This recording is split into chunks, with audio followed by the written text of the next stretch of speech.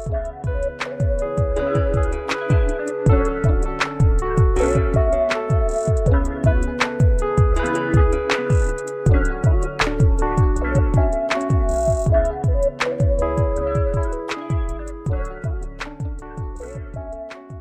gente! Vocês estão por aí já? Será que vocês conseguem me ouvir? Boa noite! Alguém pode me dar um feedback aí nos comentários se vocês estão conseguindo me ouvir bem, me ver, se a imagem tá ok.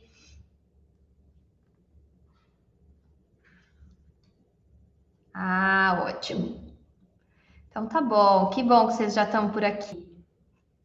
Bem-vindos! Nós estamos ao vivo e hoje é o quinto workshop. Tem uma galera que já participou dos 5 e está aqui de novo, dos 4 anteriores e está aqui de novo. Sejam todos bem-vindos. Hoje é um dia muito especial porque eu vou falar de um tema que eu gosto muito, né? Que é o atendimento aí de adolescentes também. E espero que vocês aproveitem, peguem a caneta, peguem o bloquinho para vocês anotarem as informações, que tem muita coisa para a gente discutir hoje aqui. Em breve eu vou colocar aqui o formulário da lista de presença daqui a um tempinho, para que vocês também preencham. Só vou dar esse lembrete que ele depende do preenchimento dele para que vocês recebam o certificado. Então preencham com cuidado, é o nome que vai estar lá, que vai para o certificado de vocês, e o e-mail que vocês colocarem é o e-mail que vai receber o certificado, tá bom? Quando eu mandar o link, vocês conseguem acessar e lá tem as informações todas certinhas, do período, como vocês vão receber certificado, tudo bonitinho, tá bom?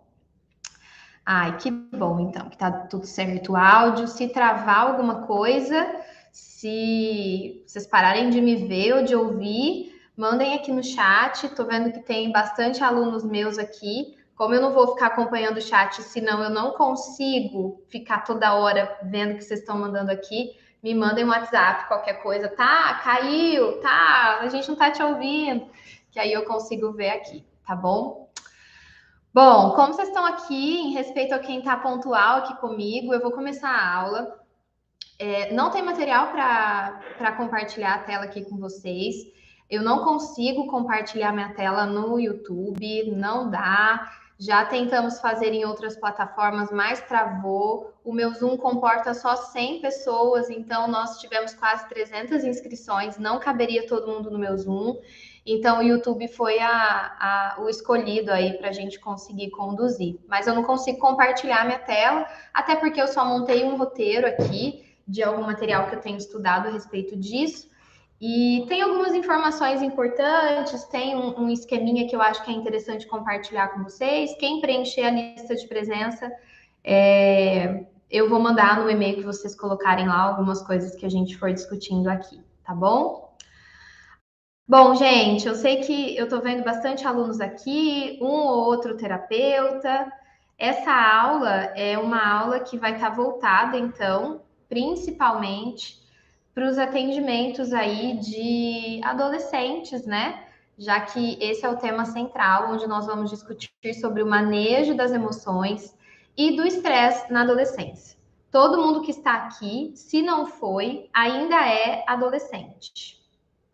Então, eu acredito que vocês também experienciaram algumas das coisas que a gente vai discutir aqui na aula. Não sei se vocês foram adolescentes bonzinhos, apesar que isso é muito raro, ou se vocês foram adolescentes mais rebeldes, clássicos e tudo mais.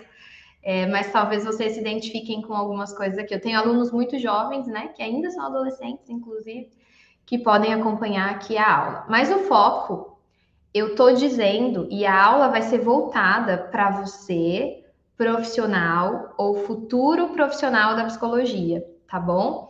Então, aqui eu não estou falando com público leigo, eu estou falando com estudantes de psicologia ou com psicólogos, especificamente terapeutas cognitivos comportamentais.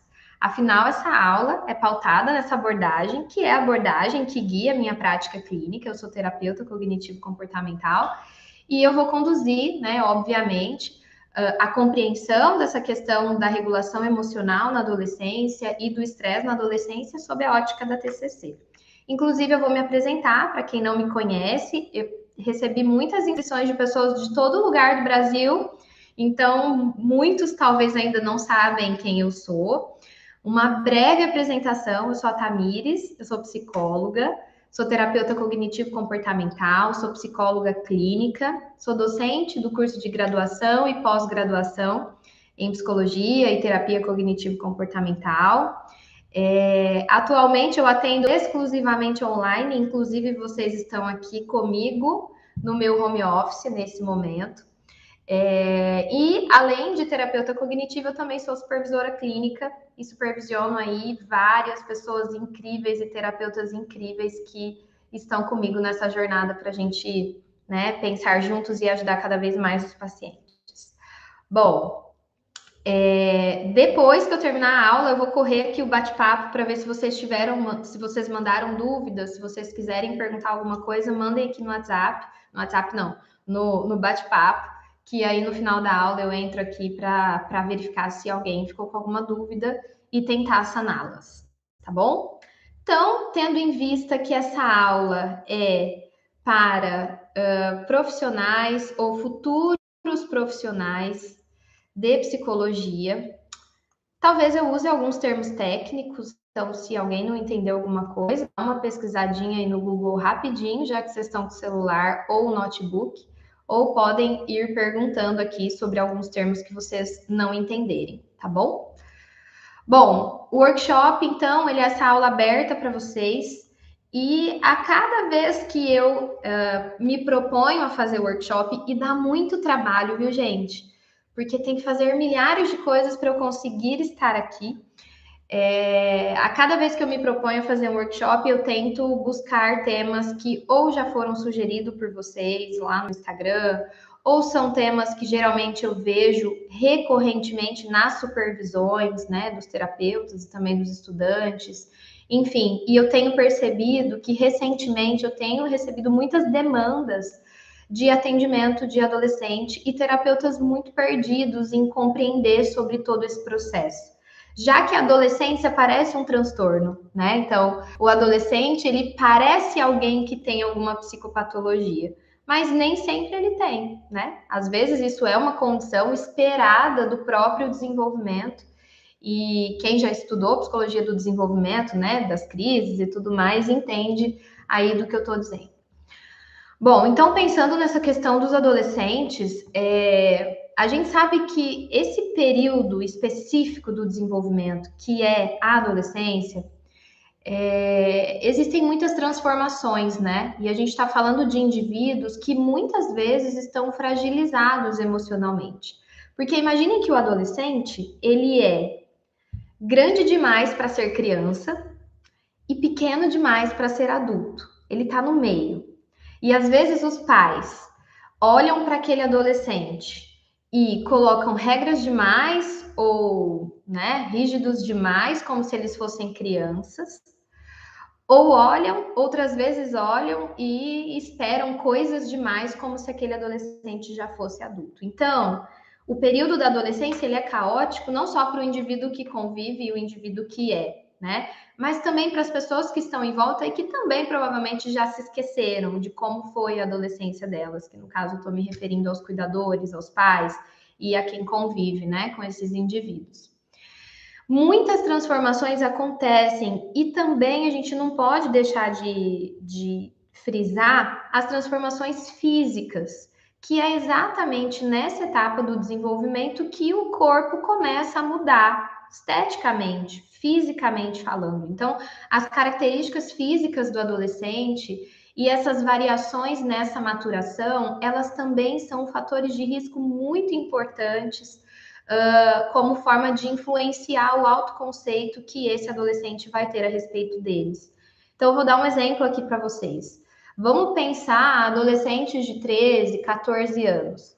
Existem meninos que são super mega desenvolvidos, já tem barba, né? Um pouquinho de barba, pelo, composição muscular e tudo mais. e às vezes naquela mesma sala, né, naquela mesma turma, existem adolescentes da mesma idade e que ainda são magrinhos ou que ainda não têm fisicamente todas essas questões, né, de maturação. Então, essa disparidade, e isso acontece também com as meninas, óbvio, estou dando exemplo aqui dos meninos, mas isso também acontece com as meninas.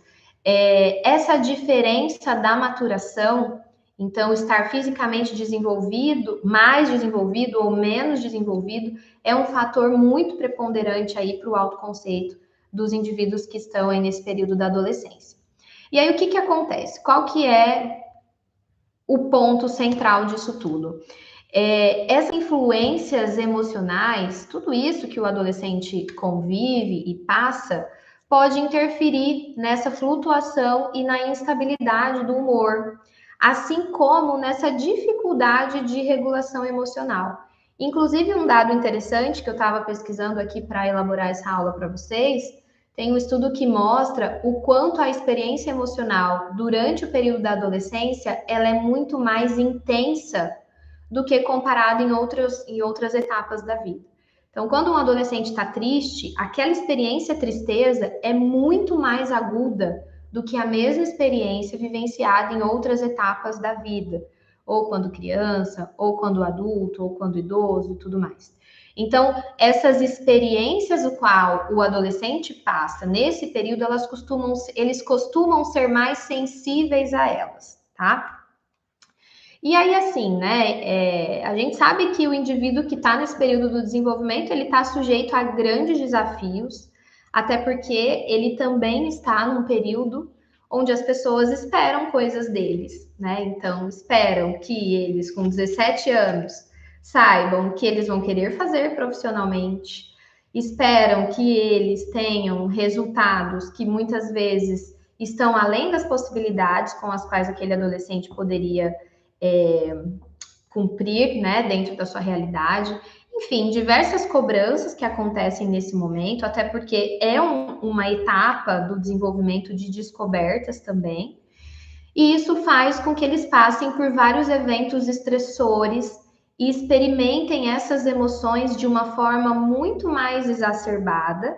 E aí, por conta dessa experiência emocional maior, mais sensível, mais exacerbada, eles costumam ter estratégias de regulação, né, estratégias para lidar com essas experiências, muitas vezes mal adaptativas. Ou seja, eles experimentam emoções de uma forma mais aguda e a maneira com a qual eles tentam resolver ou lidar com essas emoções geralmente são mal adaptativas. Então, a maneira como eu tento lidar e resolver o problema me gera mais problema. De uma maneira geral, só para a gente conceituar, né? Eu estou falando bastante aqui de experiência emocional, das emoções e tudo mais. As emoções na adolescência, imaginem que em qualquer período do nosso desenvolvimento, sentir emoção, ter uma emoção, seja ela agradável ou desagradável, e esse é um ponto importante. Não existe emoção positiva ou negativa. Todas as emoções são positivas, uma vez que elas são responsáveis pela nossa adaptação ao ambiente. O que existem são experiências que são agradáveis de serem sentidas, como, por exemplo, alegria, satisfação, né? Enfim, euforia e tudo mais, e emoções que são desagradáveis de serem sentidas, como, por exemplo, tristeza. Ninguém gosta de ficar triste, ninguém gosta de sentir raiva, ninguém gosta de estar magoado, ninguém gosta de se sentir rejeitado, enfim. Então, são emoções que são agradáveis e desagradáveis.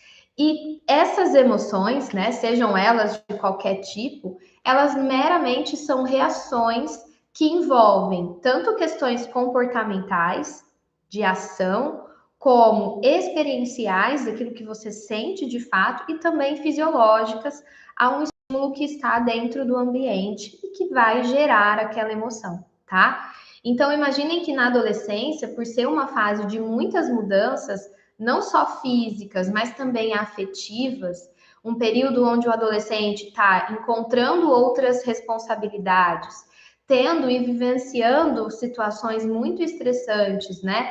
E buscando principalmente o que um adolescente mais busca: independência e identidade. São os 2 Is da adolescência. Então, a gente passa a nossa adolescência buscando ser mais independentes, de não precisar, e buscando nos identificarmos e construir a nossa identidade, que é exatamente nesse período que isso começa a tomar um corpo diferente, né? Então, é uma etapa da vida que se desenvolve a capacidade também de pensamento abstrato, de abstrair as coisas, e que todas as transformações que vão acontecer nesse momento podem gerar um turbulento repertório de emoções, tanto agradáveis quanto desagradáveis, até porque a gente tem uma condição biológica envolvida, que envolve aí toda a questão hormonal que está por trás de toda essa regulação também. Então, como eu falei, as emoções elas são protetivas, todas elas. Então, imaginem que se eu me sinto triste com muita frequência, ou se eu vivo uma situação que sempre me faz me sentir daquela determinada forma, talvez essa emoção está me demonstrando alguma coisa. Talvez isso não é para mim, ou talvez eu precise mudar a forma como eu ajo, ou a maneira como eu interpreto, ou sei lá. A emoção, mesmo que desagradável, ela nos ensina coisas e ela nos sinaliza. Todas elas são protetivas, inclusive eu gosto muito de utilizar o exemplo da ansiedade, né? Então, é importante que a gente tenha ansiedade, porque o indivíduo sem ansiedade, ele não sobrevive. Uma pessoa zero ansiosa, ela não vai se proteger, ela não vai olhar para os 2 lados para atravessar a rua, ela não vai, enfim, se cuidar, enfim, ela não vai ter preocupação com relação a nada, e isso deixa ela vulnerável. Logo, ela pode, né, não sobreviver ali a qualquer momento. Então, imaginem que por mais que a emoção seja desagradável, ela tem um fator protetivo, né, para o nosso desenvolvimento até enquanto espécie. E aí, como eu falei para vocês, né, os adolescentes, eles têm demonstrado uma experiência emocional muito mais aguda quando comparamos essas experiências com crianças e também com adultos. Bom, e aí eu também citei um termo aqui que é a regulação emocional. Então, a primeira coisa que eu preciso dizer, regulação emocional não significa que você vai pegar um botão e vai diminuir a intensidade daquela emoção e vai mantê-la sob controle. Não é isso. Regulação emocional não é sentir coisas, não sentir coisas. Então, às vezes, os pacientes pensam que a regulação emocional é assim, eu não quero me sentir ansioso. Eu não quero me sentir triste, eu não quero me sentir com raiva, eu não quero. Não. A regulação emocional nada mais é do que são, né? Ferramentas com o qual a nossa experiência emocional vai ser ressignificada. E a maneira com a qual eu lido com aquilo que eu estou sentindo seja efetivo e não me gere mais problemas. Então, por exemplo, a maneira como eu lido com a minha raiva deve ser protetiva, deve ser adaptativa. Porque se todas as vezes que eu ficar com raiva eu sair dando soco na cara de todo mundo, isso está me prejudicando. A maneira como eu estou lidando com a minha raiva não está sendo adaptativa. Ela está me colocando em um prejuízo maior do que simplesmente sentir aquela emoção, tá? E aí a desregulação emocional é aquela dificuldade ou até mesmo o indivíduo não tem a habilidade de processar aquilo que ele sente. Ele não consegue nem nomear, ele não consegue nem diferenciar uma emoção da outra. E logo, se isso não acontece, a maneira com a qual eu vou lidar com aquilo que eu estou sentindo vai ser de uma forma muito disfuncional. E aí, só para a gente entender, né, o quanto a desregulação emocional é um fator que merece a nossa atenção, seja na adolescência, seja na infância, seja na vida adulta, enfim. Ela está presente em pelo menos metade de todas as psicopatologias descritas no DSM-5. Então, a desregulação emocional é um fator de risco muito significativo para que o indivíduo desenvolva, ou na verdade, ter a desregulação emocional, ser um indivíduo que tem essa dificuldade ou que tem essa inabilidade, isso está presente em pelo menos metade dos transtornos descritos no último DSM.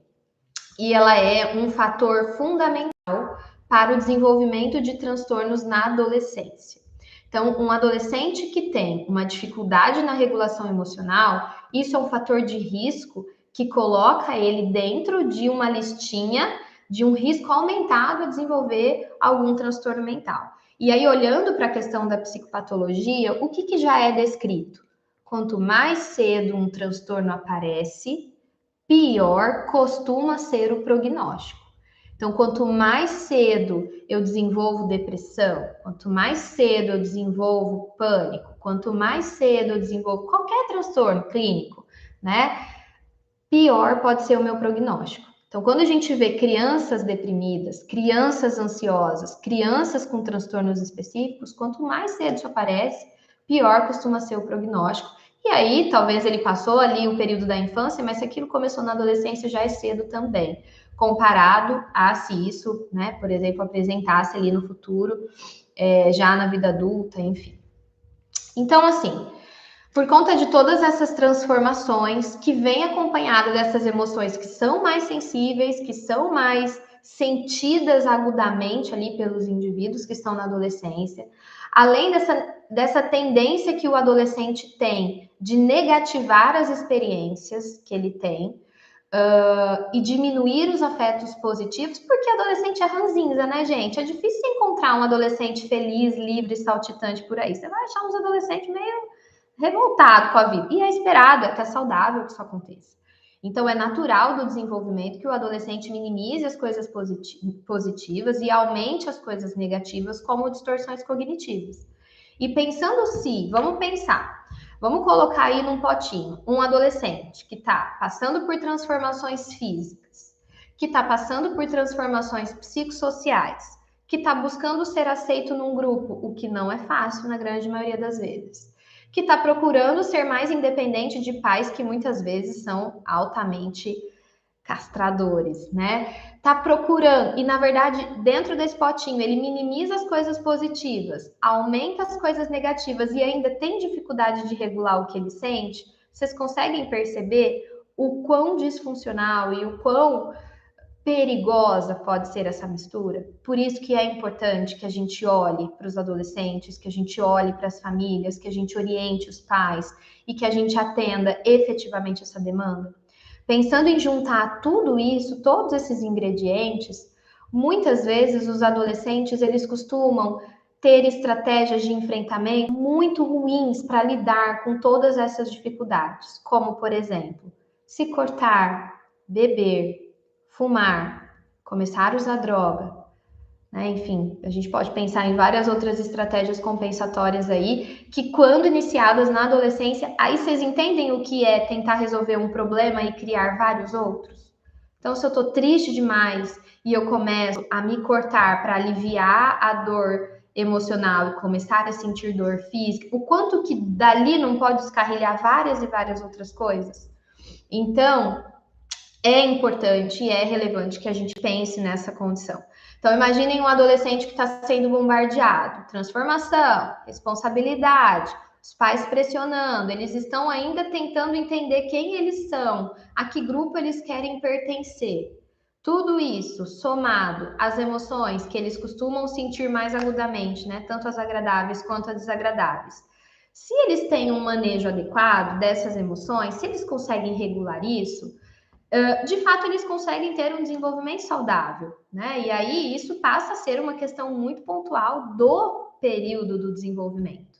Agora, se eu tenho um déficit importante no manejo dessas emoções e na forma com a qual eu lido com elas, isso intensifica ainda mais os problemas, piora ainda mais o humor, né? E gera aí como consequência sintomas depressivos, transtornos alimentares, uso de substâncias, comportamento sexual de risco, enfim, várias outras coisas que não é, infelizmente, não é tão difícil da gente encontrar no consultório. Uma outra coisa é que as emoções, elas também são um importante papel na moralidade, que é o desenvolvimento moral, que também é uma questão importante aí a ser buscada pelos adolescentes, né? Então, imaginem que os pais dos adolescentes apresentam a eles o que é moralmente importante por meio das emoções.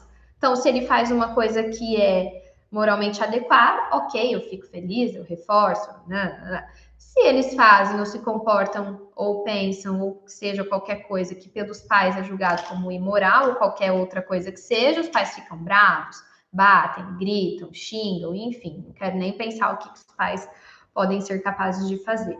E aí, a partir dessas emoções, né, das pessoas que convivem com esses adolescentes, que eles começam a entender e começam a filtrar aquilo que é certo, daquilo que é errado, e começar a dividir ali todas essas questões. E aí, uma coisa que eu queria falar para vocês, ainda dentro desse tema da regulação emocional.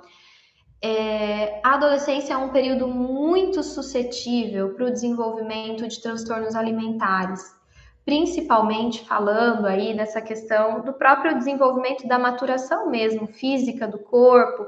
É natural que as meninas tenham um aporte maior de gordura comparado aos meninos que desenvolvem outra composição corporal, enfim, aí tem toda essa pressão de rede social, de mídia e dos pais, inclusive, várias outras coisas.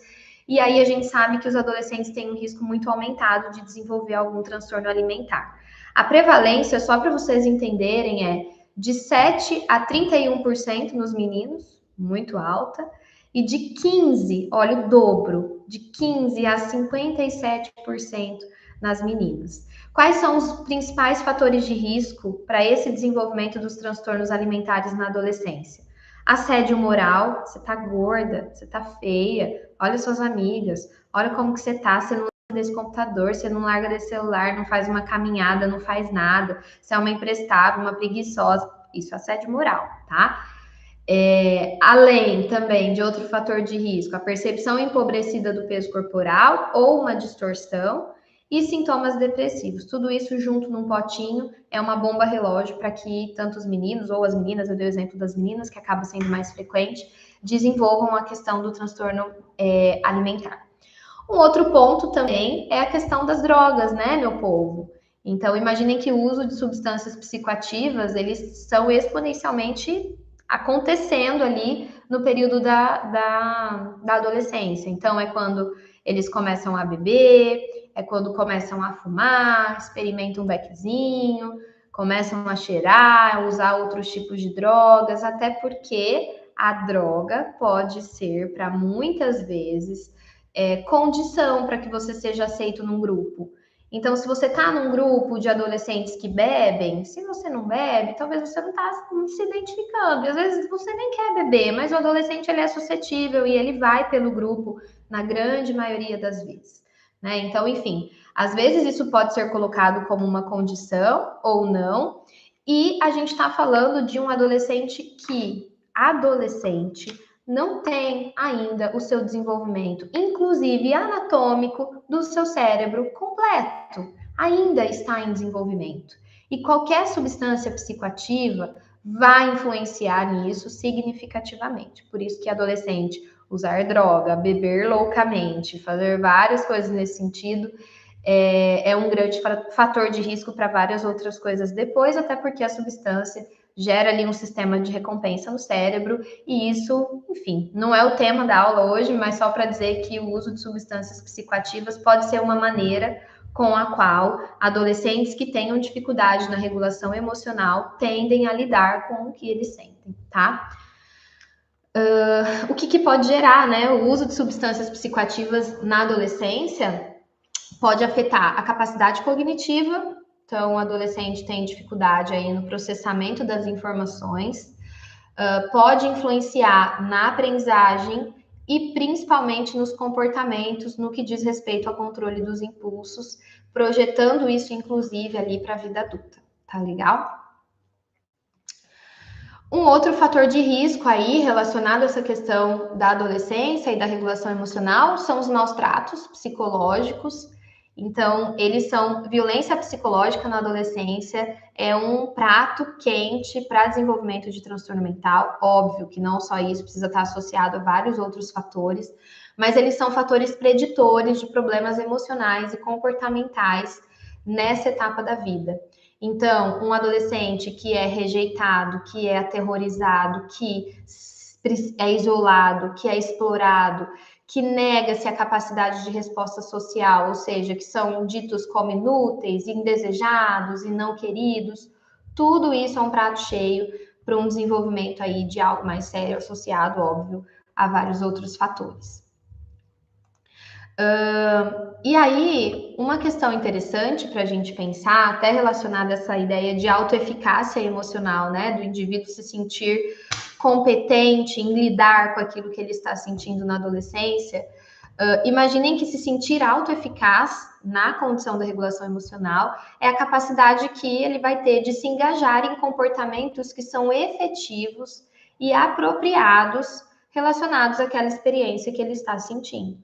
Então, adolescentes que têm uma boa autoeficácia emocional, então, adolescentes que têm essa condição da regulação emocional mais desenvolvida, são adolescentes que se envolvem menos em comportamentos sexuais de risco, são adolescentes que têm menos ideação suicida, e isso eu não estou falando, né, das vozes da minha cabeça, isso baseado na literatura aqui para vocês. São adolescentes melhores regulados emocionalmente, que usam ou não usam, ou usam menos substâncias psicoativas, e são, inclusive, adolescentes que tendem a ser mais envolvidos em comportamentos pró-sociais, ou até mesmo são adolescentes mais ativos, inclusive em atividade física, em grupos, né, da comunidade e todas essas outras questões. Então, olhem só a importância. Eu falei para vocês o cenário da desregulação emocional, o que costuma ser o desfecho,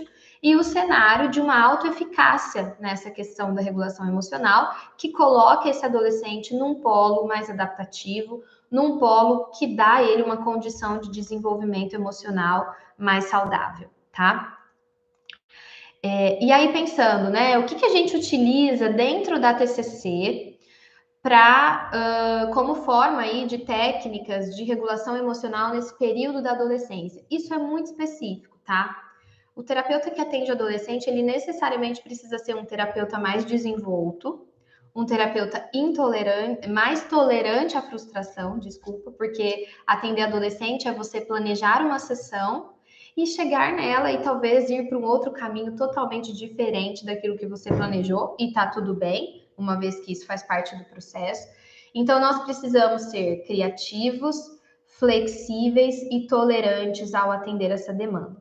Então, quando a gente olha para as técnicas, é claro que isso vai ser muito individual, uma vez que depende da demanda, da história, da adesão, de como é a relação terapêutica com esse paciente, do manejo com os pais, da adesão dos pais ao processo, de onde está o problema, se é um problema que está em casa, se é um problema que está na escola, se é um problema que está no paciente, ele enquanto, né, psicopatologia aí pensando nesse sentido, enfim.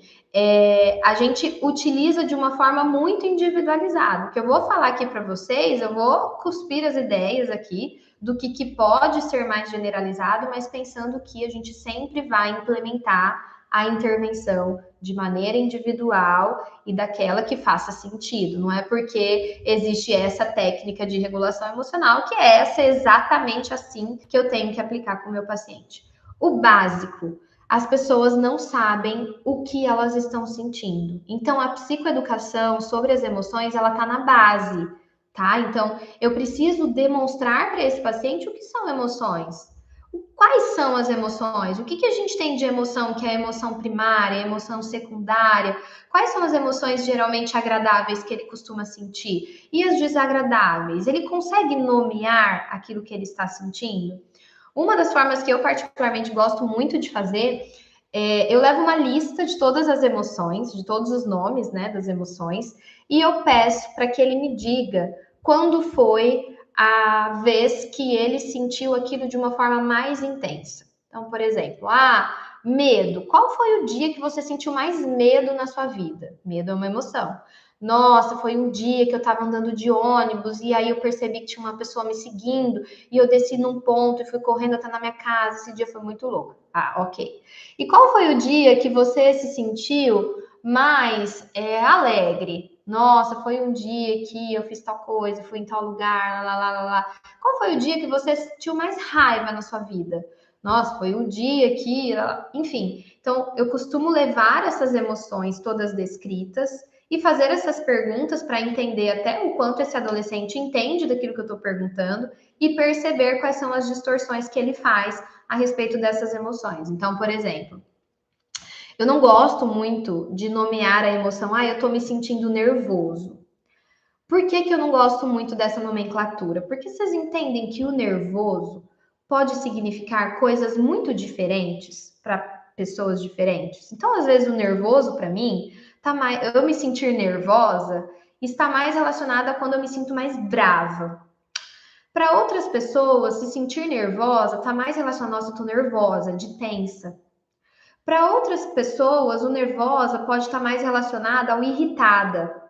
Então, nervosa é um termo que fica difícil para a gente chegar num consenso, até porque as pessoas têm interpretação disso de formas muito diferentes.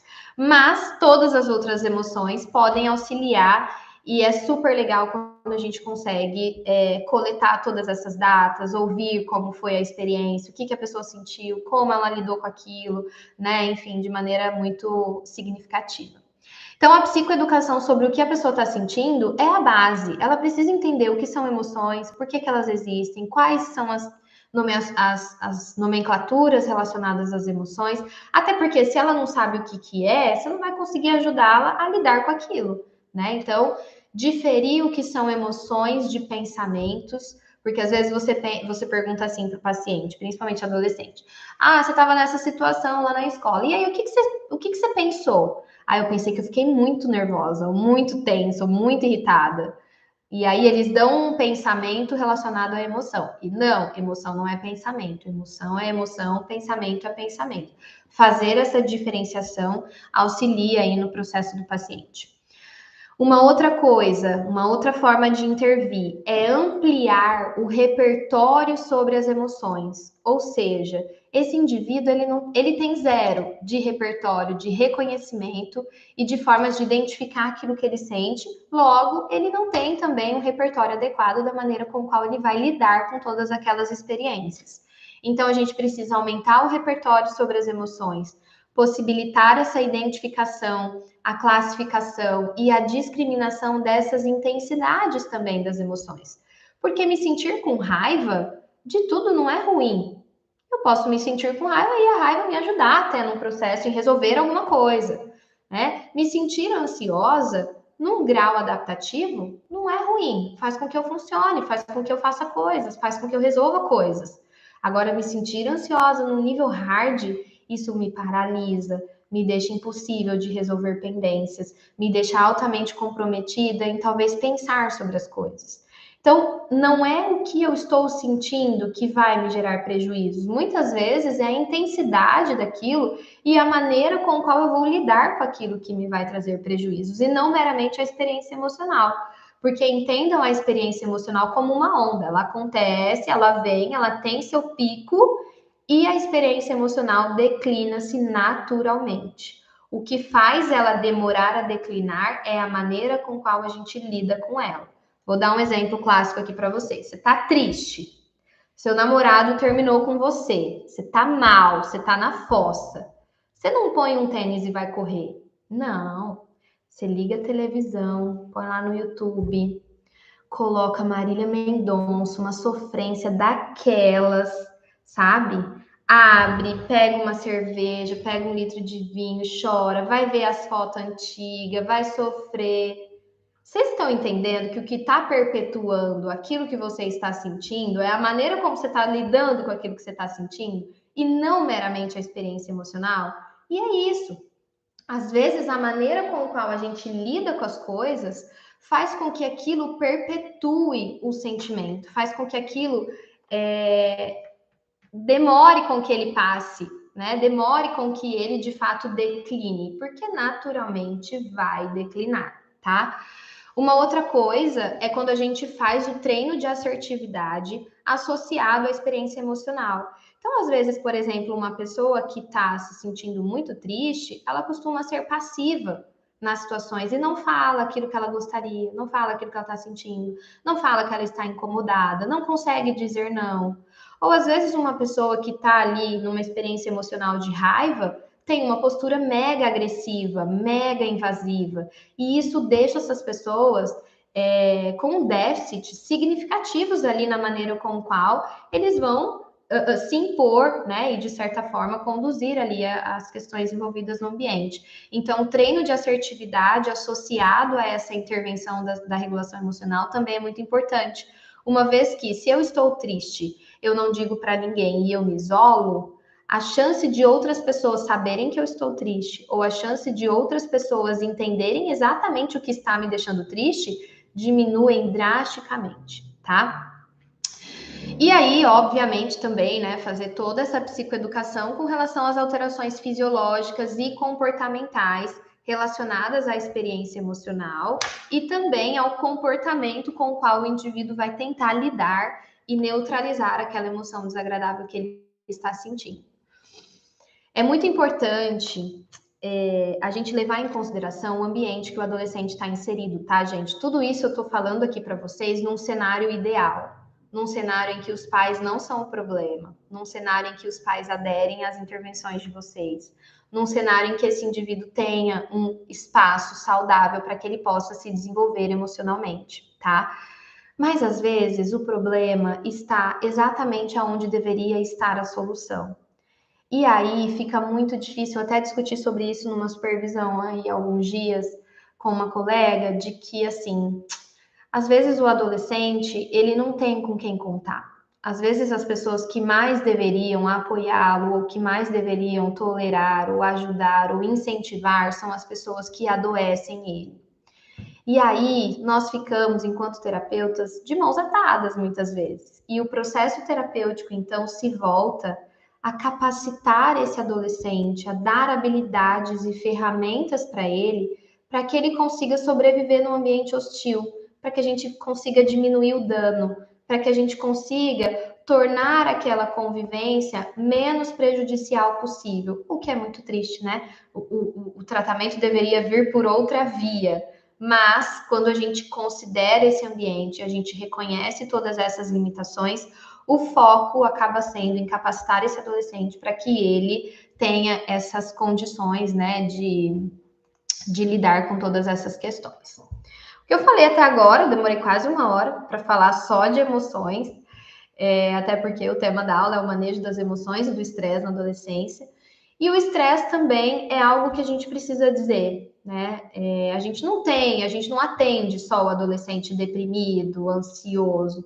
A gente atende o adolescente irritado, estressado, incomodado, negativista, opositor. A gente atende também esse adolescente. Até porque o estresse, nesse período da adolescência, ele também tem, ele até é esperado que ele aconteça numa determinada forma, né? Então, o que é o estresse?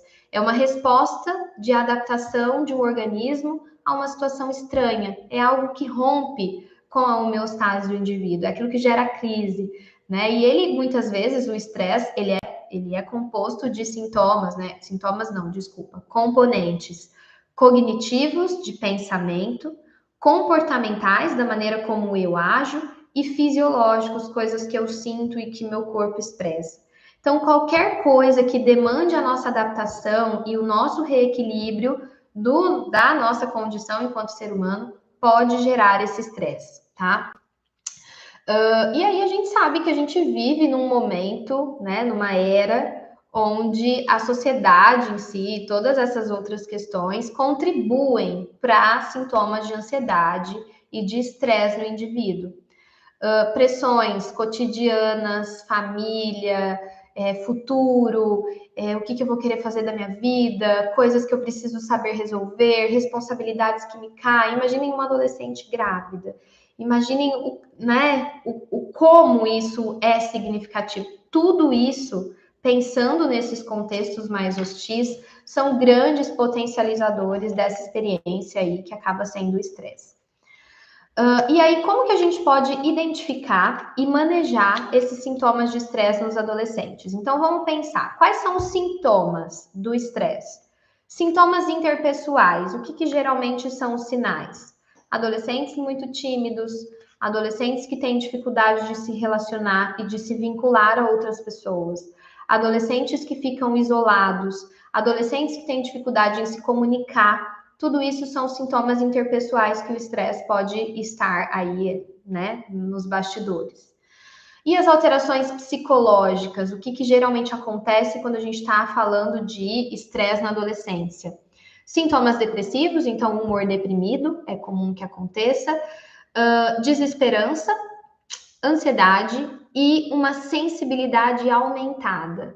Então, sabe aquele adolescente que você fala assim, nossa, sei lá, que bonito o seu tênis, amarra direito. Você falou que meu tênis é horrível. Você falou que não era. Não, você falou que era bonito. Você só pediu para ele amarrar o tênis dele direito, que ele ia cair.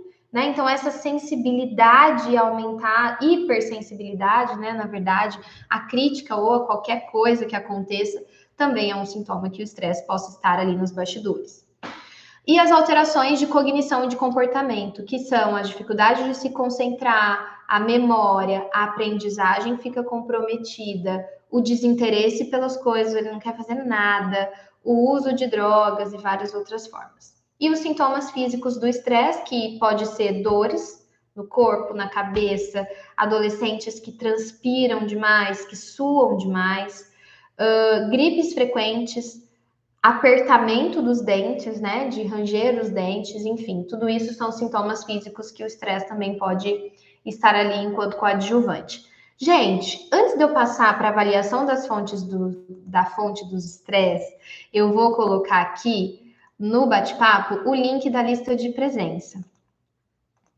Tô de olho, nós estamos em 144 pessoas aqui. Se cair depois da lista, eu vou saber quem saiu, que só estava esperando a lista de presença. Tô brincando, sei que isso não vai acontecer. Tá aqui, entrem, coloquem lá certinho os dados de vocês para que vocês possam receber o certificado e os materiais, tá? A maneira com qual a gente vai avaliar esse estresse do adolescente. Então, a gente primeiro precisa avaliar as fontes externas, ou seja, quais são os acontecimentos, os eventos que antecedem o quadro, o que gera esses comportamentos, o que não está sob o controle dele, o que está no ambiente, o que está externo e que acontece como uma situação ativadora aí. Depois que a gente avaliou as fontes externas, a gente vai avaliar a perspectiva psicológica do indivíduo, ou seja, a avaliação que ele faz dessas coisas que desencadeiam o estresse e, mais do que isso, o que mantém ele nesse quadro, tá? Então, quais são as fontes pessoais internas que são geradoras do estresse e como o indivíduo costuma interpretar tudo isso que acaba acontecendo. E é importante também que a gente avalie esses aspectos biológicos do estresse. Tem gente que utiliza o biofeedback, tem gente que utiliza monitoramento, então reações fisiológicas que estão relacionadas aí a essas respostas emocionais. Ok, tá, e aí o que a gente utiliza como o manejo? O que geralmente é colocado num processo de tratamento aí de um paciente que tem e experimenta essas questões, né? Então, existe ali o treino de controle do estresse, que é o TCS, que a gente tem a intervenção em 4 pilares. Primeiro, regular a alimentação, porque o fator biológico, né, químico que acontece tem total influência nessas respostas de estresse. Ativações físicas que não envolvam competição. Então, você não vai colocar o adolescente a fazer um exercício que ele precisa competir e ganhar de alguém. Não, ele vai fazer uma corrida, que é ele com ele mesmo, ele vai fazer uma academia, ele vai fazer alguma coisa. Estou falando de adolescente que não faz nada, não estou falando daquele que é ativo ainda fisicamente, joga bola e tal. Um outro pilar são as mudanças cognitivas e comportamentais, que aí a gente vai nadar de braçada, é onde o processo terapêutico entra, e aí a gente vai trabalhar especificamente em cima disso. E depois a gente entra num quarto pilar com estratégias de relaxamento, tanto físico, alongamento, né, treinos de relaxamento físico e também mentais, meditação, enfim, todas esses recursos que a gente poderia utilizar dentro do processo. Eu vou mandar depois esse esqueminha para vocês que estão preenchendo aí a lista, tá bom? E aí, assim, né, gente, no final da adolescência, todo jovem vai se deparar com a questão da escolha profissional, independentemente da escolha para um curso superior. Eu não estou dizendo que o estresse é saber que faculdade ele vai fazer, porque a grande maioria dos adolescentes não fazem faculdade, não tem acesso ao ensino superior. Mas eu estou dizendo a essa escolha profissional, o que eu vou fazer da minha vida. Apesar também que há algum tempo eu tenho recebido muitos casos em supervisão de alguns adultos de 30 e lá vai cacetada que ainda não despertaram esse pensamento aí do que eles querem fazer para a vida, afinal ainda são eternos adolescentes. Mas não é esse o caso aqui. Esse momento, naturalmente, é crucial no processo de decisão de o que ele vai querer para a vida dele, uma vez que espera-se, pelo menos, que os pais comecem a atribuir atividades e responsabilidades para esses adolescentes. Eu não sei se a minha visão pessoal influencia um pouco a maneira com qual eu interpreto isso, talvez sim, mas eu comecei a trabalhar muito jovem. Com 14 anos eu já comecei a trabalhar. Trabalhava em um lugar X e eu lembro que eu ganhava por mês R$ 100 no meu primeiro emprego. E as minhas amigas, ninguém trabalhava, mas eu trabalhava tão feliz, porque com R$ 100 naquela época, eu com 14 anos, eu fazia unha toda semana, óbvio, né? Eu fazia minhas coisas, fazia unha, eu saía de final de semana, tudo isso dava pra fazer com R$ 100. Hoje você vai no mercado, compra uma sacolinha, já acabou os R$ 100. Fazia unha, eu comprava o que eu queria comprar, eu guardava dinheiro e eu me sentia independente. Pensam, quais são os dois Is da adolescência? Independência e identidade. E nesse momento, né, eu acredito que por ter essa experiência, e eu agradeço a cada dia, porque minha família sempre me incentivou, todo mundo a trabalhar muito cedo, a ter responsabilidade muito cedo, eu acredito que isso facilitou a maneira com qual eu tinha que lidar com as coisas. Até porque eu tinha que trabalhar. Eu estudava de manhã, saía, 12h20, entrava 1h30, não lembro, no trabalho. E eu ficava até às 6 da tarde, às vezes até às 8, porque era um lugar que funcionava até a noite. Eu limpava o lugar, eu cuidava da parte administrativa, eu fazia tudo. E com isso eu comecei a criar responsabilidades. Depois disso, mudei de emprego, ganhava R$ 150, mudei de emprego, e tudo isso foi culminando para que, de certa forma, eu desenvolvesse responsabilidade e desenvolvesse uma visão, né, de autoeficácia, de conseguir fazer as minhas coisas. Era todo dia que eu ia super feliz trabalhar com 14, 15 anos? É óbvio que não. Tinha dia que eu ia xingando daqui de casa até lá, entendeu? Mas eu tinha que ir, eu não tinha escolha. Não era igual a faculdade não, a escola, que eu acordava e pensava assim, ai, nossa, hoje eu podia faltar, né? No trabalho a gente não tem essa escolha, a gente entende que a gente tem que ir. Então, eu acredito que essa experiência foi uma experiência que favoreceu o desenvolvimento de um olhar mais centrado para essas demandas. Não estou dizendo que a gente deve explorar o trabalho infantil, não é isso. O que eu estou dizendo é que existem formatos e muitas vezes quem peca são os próprios pais, que tentam proteger e, de certa forma, evitar que esses adolescentes criem e tenham experiências que muitas vezes vão ser frustrados, o que na verdade isso gera ainda mais frustração, né? Então, esse momento do desenvolvimento, né, e essas experiências com o qual a gente passa influenciam a maneira, obviamente, que a gente vai lidar com tudo isso. Essa escolha profissional daquilo que a gente vai querer para a nossa vida, ela envolve muitos fatores e ela é muito intensa e complexa, né? Então, por exemplo, eu tinha amigas, eu sempre estudei em escola pública, eu tinha amigas que não foram para a faculdade, mas elas escolheram começar a vender coisas. Então, elas viajavam para São Paulo, compravam as coisas, traziam, vendiam. E isso hoje, né, tem loja e cresceram, outras tomaram outros rumos, mas essa escolha é muito complexa. Então, não é só que curso eu vou fazer, é o que eu vou fazer na minha vida, eu preciso me direcionar. E isso deveria ser o que acontece, né? Mas aí, de repente, a gente está num momento em que pais superprotetores evitam e tendem a proteger o filho desses desconfortos que essas responsabilidades podem trazer, né?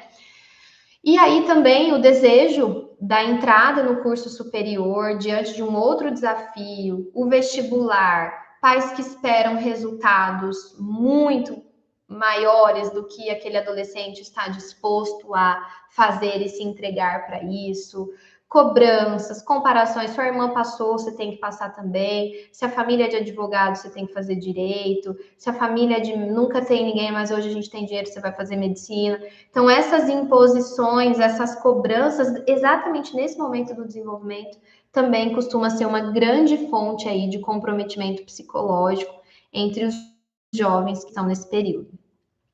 E aí, quais são, então, algumas medidas que a gente pode utilizar como prevenção do estresse na adolescência? Anotem aí, pessoal. Primeiro, aprimorar a rede de apoio. Rede de apoio é tudo, tá? Isso inclui pais, família, práticas parentais, né? A maneira com qual esses pais vão manejar, escola, professores.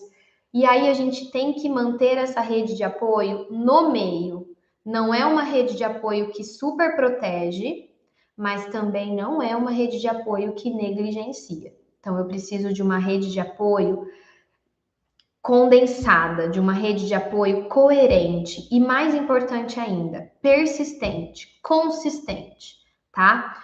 Um segundo fator como medida preventiva do estresse na adolescência: modelos adequados de resolução de problema.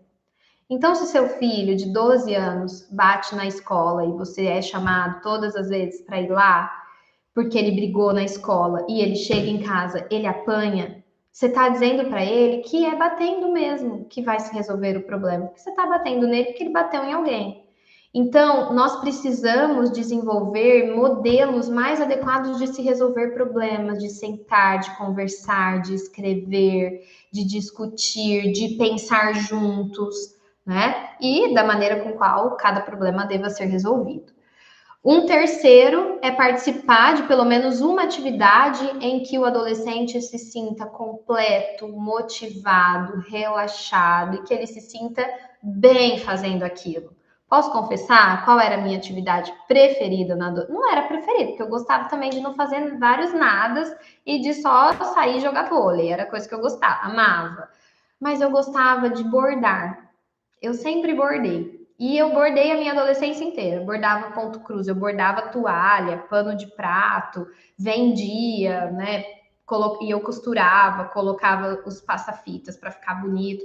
Isso era uma atividade que eu produzia, fazia bem e me sentia completa e via aquilo bonito e via que eu conseguia copiar das revistinhas e eu conseguia me sentir bem quando eu fazia as toalhas, né? Enfim, todas essas outras coisas. E uma outra coisa, então eu já falei 3 medidas preventivas.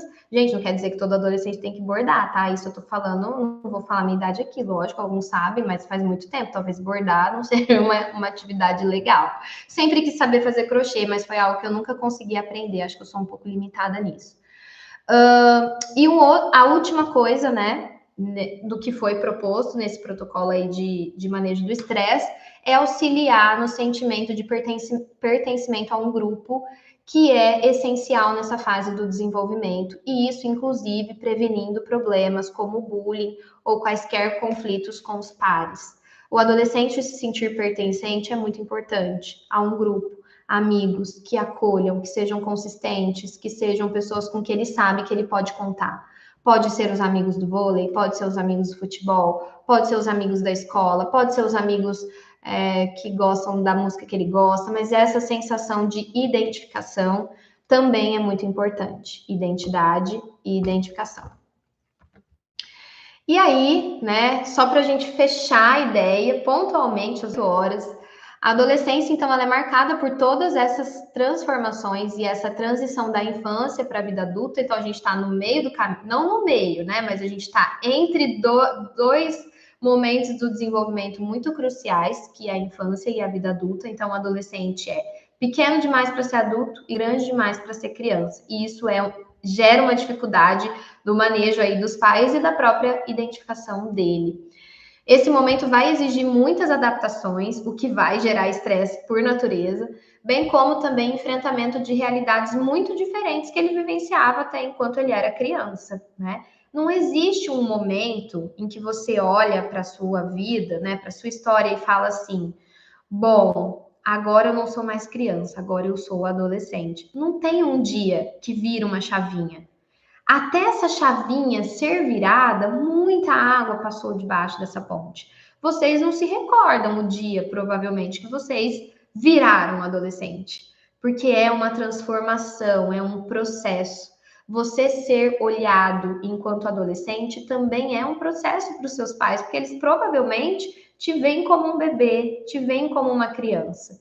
E isso muitas vezes repercute até, né, a vida adulta ainda, de serem vistos como bebês, como crianças, e muitas vezes serem super protegidos por isso. Mas esse é outro assunto, que a gente entraria em outro momento.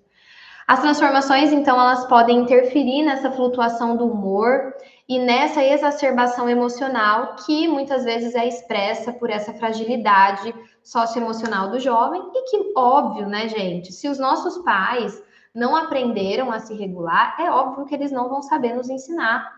Então, por isso, o manejo parental é muito importante no processo terapêutico. Também podem apresentar comportamentos imaturos, como uma tendência e discussão, oposição a figuras de autoridade, além de dificuldades também de tomar decisões, o que é esperado para esse processo. Todas essas mudanças, tanto físicas e afetivas, vão trazer essas responsabilidades, vão ser geradoras de estresse e vai acontecer essa luta constante pela independência aí e a busca da identidade. Eu falei identificação e identidade, na verdade é independência e identidade.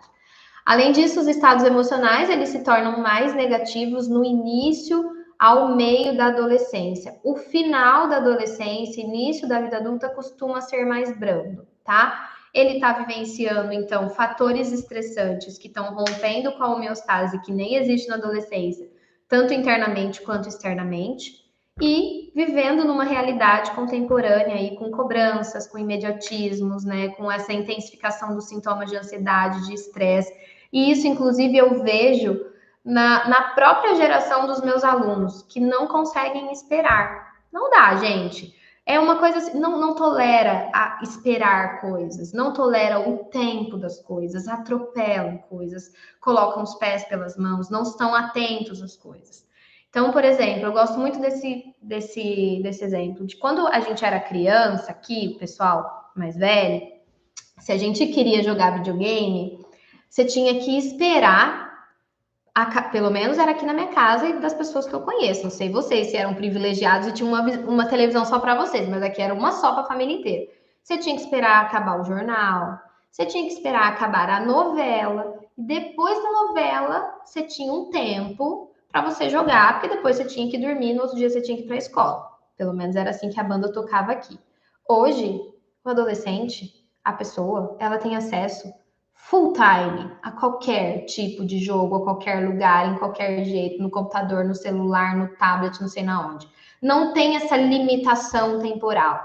Um outro exemplo que eu gosto de usar. Quando a gente assistia novela, seja ela qual for, da nossa época aqui, Rebelde, Cúmplices de um Resgate, as novelinhas do SBT, Malhação, bababá, a gente tinha o horário da novela. Então, geralmente começava ali às 7 horas, acabava às 8, mais ou menos aí. Hoje, se você quer assistir novela, eu tô dizendo que eu assisto Carinha de Anjo com a minha filha, né?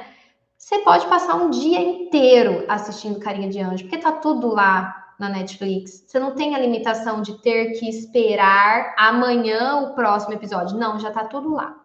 E se não tá, você entra na internet e baixa de algum site que pirateou e colocou lá.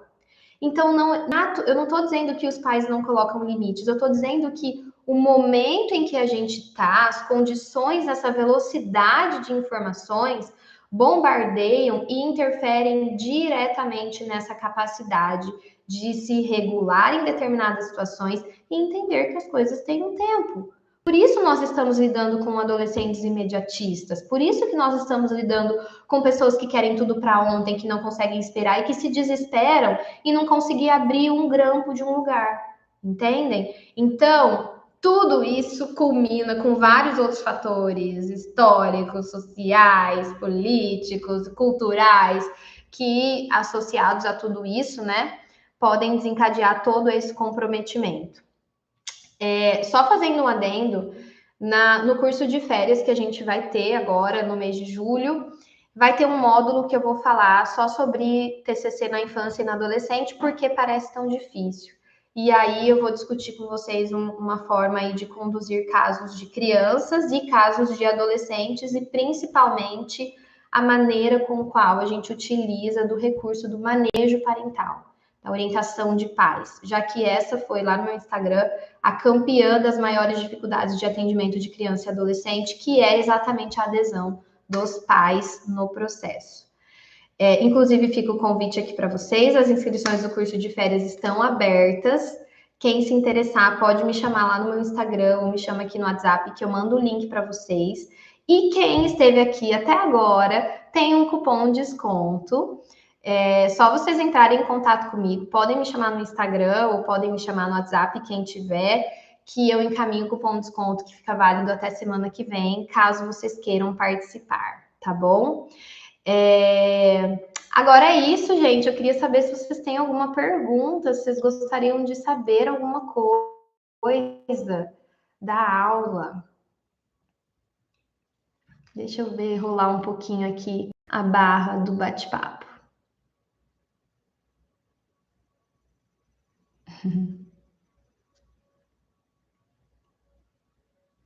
Época boa que não volta mais, né, Pedro? Ô, saudade da época que eu era adolescente. O Lucas colocou, nervoso é universal, isso mesmo. Às vezes a gente fala nervoso e o perigo é exatamente esse, ele ser universal e cada um entender de uma forma, né? Um acha que o nervoso é de tenso, o outro acha que o nervoso é de bravo, o outro acha que o nervoso é irritado e às vezes essa dificuldade aí na comunicação pode gerar isso. O esperar hoje em dia ou podemos considerar como baixa tolerância à frustração. A baixa tolerância à frustração pode vir de indivíduos que não toleram o desconforto em esperar. Então, não sei se eu consegui responder sua pergunta. Então, indivíduos que não conseguem esperar, não toleram o desconforto que o esperar causa, podem ser indivíduos que tenham uma baixa tolerância à frustração. Porque eles não toleram. Não tolerar a frustração é não tolerar o desconforto. E aí, se eu tenho que tolerar o desconforto de esperar o professor uma semana corrigir a prova, e eu fico lá me matando até ele lançar a nota, talvez eu seja tenha uma baixa tolerância à frustração, né? Mas é óbvio que isso precisa ser individualmente abordado. Desconto sempre é bom, né? Qual orientação chave para ser utilizada com o manejo dos pais? Não tem uma orientação chave que tem que ser utilizada com os pais. Talvez uma que se aplique a todos os casos seja: pais, vocês são responsáveis pelo filho de vocês. Uma vez que vocês são responsáveis pelo filho de vocês, está na mão de vocês o que isso pode gerar no futuro. Talvez seja mais fácil mudar algumas coisas agora, enquanto a gente está tratando um adolescente que o cimento ainda está um pouco fresco, do que tratar um adulto adoecido depois. Então, eu acho que talvez, não sei se eu respondi sua pergunta, tá? Mas só pensar que não existe uma chave. Mas talvez a principal é que os pais reconheçam o papel deles no desenvolvimento emocional dos filhos e o quanto eles são responsáveis por isso, tanto para o bem quanto para o mal, né? Quero desconto para o próximo, já garanti o meu. Ah, Alexandra, você terá, viu? Me lembre. Quais seriam bons exemplos de modelos adequados para resolver problemas que os pais podem ensinar ao adolescente? Aí é o problema. Eles não vão ensinar, eles são modelos. Então, se eles têm problemas, a maneira com qual eles lidam com esses problemas é com qual esse adolescente vai captar a mensagem disso daí. Então, pessoal, quando a gente olha para exemplos de modelos, o modelo não é ensinado. O modelo, se a gente adquire isso através da observação, da aprendizagem vicária, né? Quem é que lembra das aulas de comportamental? Então, o modelo ele é aprendido por aquilo que eu olho. Então, por exemplo, se todas as vezes que meu pai tem um problema no trabalho dele, ele chega em casa e grita com a minha mãe, e briga com a minha mãe, ou fala que a casa tá suja, ou tá tudo ruim para ele, isso é um modelo que eu tenho de lidar com aquilo que não tá indo da maneira como eu gosto. Agora, se eu tenho pais como modelos que resolvem seus problemas de maneira assertiva, eu não estou dizendo aqueles pais de porcelana que são perfeitos, porque eles não existem, tá? Quem é mãe, quem é pai aqui sabe que às vezes tem que dar uns gritos, dar uma descompensada, mas isso é pontual, esporádico. O que eu estou dizendo é aquela constância daquela prática parental. Então, por exemplo, se a minha mãe está triste, e quando ela tá triste, quando ela tá depressiva, ela pega todos os vinhos da adega e toma, eu tô entendendo que a maneira de se resolver problema quando eu tô triste pode ser beber uma, né? Ou não. Agora, se eu tenho pais que são modelos, que conversam, que dialogam, que exemplificam, que tentam resolver de maneiras morais, né, adequadas, que tentam fazer as coisas da maneira com qual deve ser feito, né, gente? Com calma, com tranquilidade, sem qualquer tipo de disfuncionalidade, eu entendo que tudo bem, o problema faz parte da vida, é natural que isso aconteça, mas existem formas de se lidar, né? Então, eu tenho exemplos lindíssimos de pais que, inclusive, eu acompanhava na época do hospital, que mesmo na adversidade de ver um filho doente, de ver um filho com câncer, fazendo quimioterapia, conseguiam manejar todas essas adversidades, ou pelo menos a grande maioria delas, e se manterem firmes, se manterem unidos, afetivos, cuidadosos um com o outro, né? E isso é um modelo de exemplo de se resolver problemas. Mas também não quer dizer que esses pais nunca erraram, que esses pais são perfeitos, não é nada disso. São só a maneira com qual eles lidam com todas essas questões. Ai, Amy, saudade de vocês. Qual o melhor manejo do caso quando observamos que a família do adolescente pode apresentar algum comprometimento psíquico também? Nesse caso, Isa, seria muito interessante que durante o manejo, né, a orientação dos pais, a gente sinalize essa disfuncionalidade. A depender do caso, se eu estou dizendo que é uma mãe que talvez esteja deprimida e o fato dela estar deprimida ela não consiga aderir, talvez eu possa sugerir que ela esteja em acompanhamento psicoterapêutico. Ou se eu estou dizendo que essa família é doente, que essa família está adoecida, aí talvez a gente pode encaminhar para uma terapia sistêmica familiar, mas mantendo o atendimento individual com o adolescente. Então, talvez a gente pode encaminhar para uma terapia sistêmica ou fazer orientações mais pontuais. Agora, se a gente está falando de doença, aí a gente implica tratamento e aí a gente precisa encaminhar. Na escola temos muitos problemas no manejo com alunos e pais ansiosos. Eu imagino, Duarte, você é professor, né?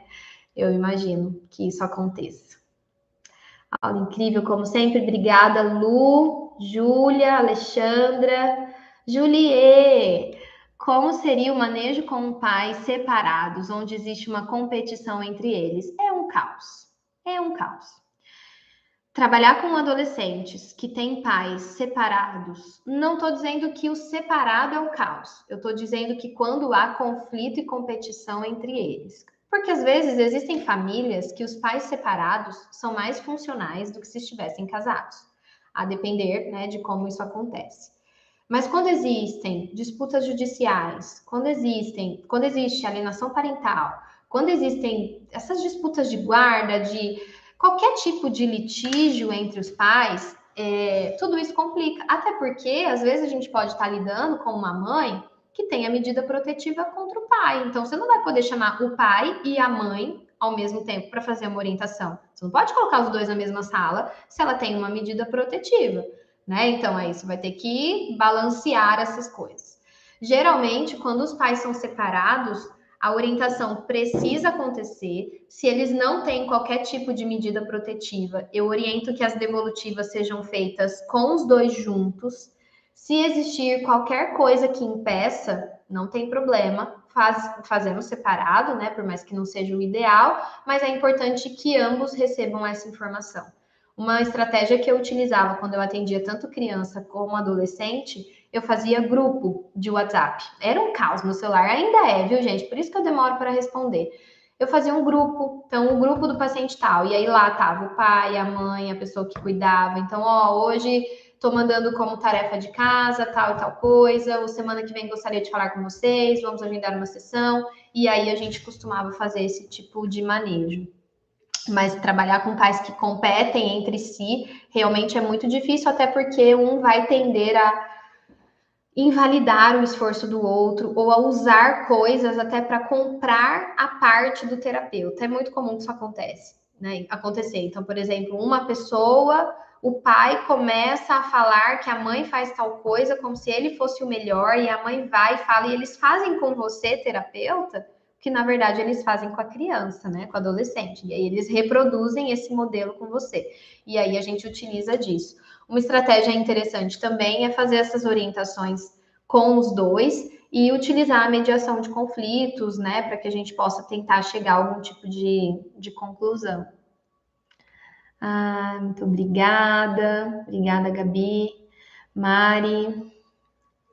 Sim, muito. A gente tem que ter muito cuidado, é muito específico. Atender adolescente é uma demanda que, às vezes, as pessoas pensam que é mais fácil atender adolescente do que criança por conta que eles conversam e tudo mais. Não, gente. Talvez seja mais fácil uma criança conversar e te dizer coisas do que mesmo um adolescente. Mas é um público que eu me identifico demais. Eu gostava muito de atender, embora seja muito difícil e muito desafiante. Uma coisa que eu não falei na aula, mas é muito importante para vocês que estão aqui, é importantíssimo que o adolescente se vincule a você. Então, se a sua postura é rígida, se a sua postura é engessada, se você não tem o traquejo, se você não conhece do mundo adolescente, se você não sabe sobre TikTok, se você não sabe sobre LOL e qualquer tipo de outros jogos que estejam acontecendo, vai ser um pouco mais difícil de você conseguir se vincular a eles. E nisso, a relação terapêutica vai facilitar o processo, obviamente, por conta dessa identificação, né? Quando começou, achou que ia ser fácil, mas não é, né? Bom, gente, eu vou encerrar. Passei aqui 20 minutos com vocês. Eu espero que vocês tenham aproveitado esse período aí do workshop. Estou muito agradecida que vocês ficaram aqui até agora. Fico muito feliz. Eu espero fazer mais. Quem quiser estar com a gente agora nas férias, vai ser às quartas-feiras, das 7 às 9 da noite. Cada quarta-feira a gente vai falar sobre um tema e tem uma aula bônus ainda que vai ser gravada. Essas aulas vão acontecer ao vivo, mas também tem a gravação que vocês vão poder acessar por 6 meses lá na Hotmart. Vocês podem baixar em assistir do celular, offline, como vocês quiserem.